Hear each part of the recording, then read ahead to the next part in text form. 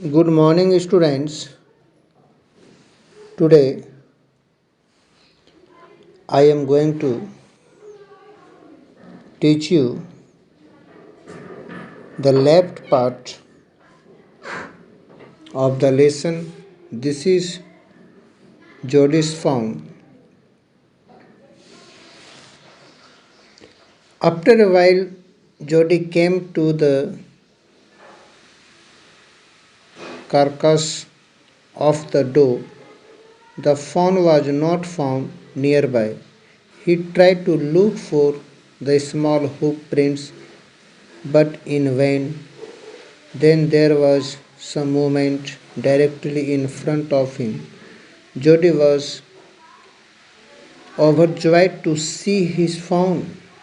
It was shaky, but it didn't try to rise or run. My dear students, please try to pay your attention. Judy laid his hand on the fawn's soft neck. He was very happy to feel it. Judy lifted the swan from the grass very softly. He feared that the sight of its mother's carcass might agitate the swan. So he avoided the clearing and went through the bushes. It was a difficult walk. He was carrying the fawn in his arms. My dear student, please again pay your attention because this is very important part of this lesson. It was a long walk. He reached the trail. Then he came to the road and could take him home. Now he stopped to rest. He put the phone down, it bleated and looked at Judy. Judy was charmed. I'll carry you after get my breath, he said.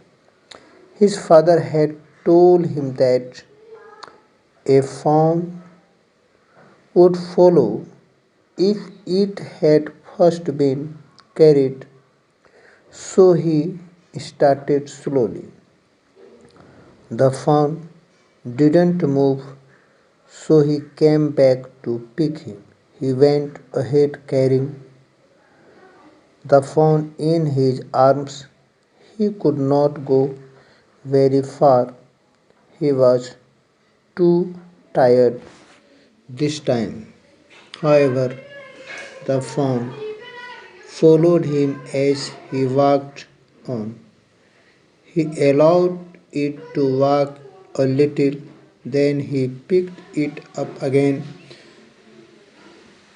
He reached at the gate of his home carrying the fawn.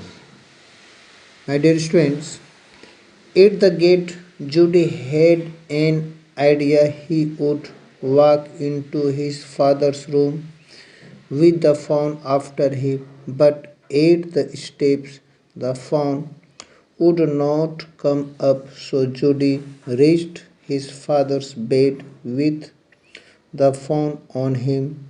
Judy showed his father the fawn. The father was glad that Judy had found what he wanted.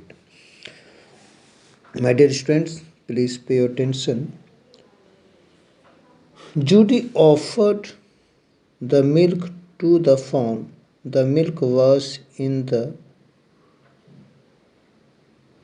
gourd. The fawn could not drink it.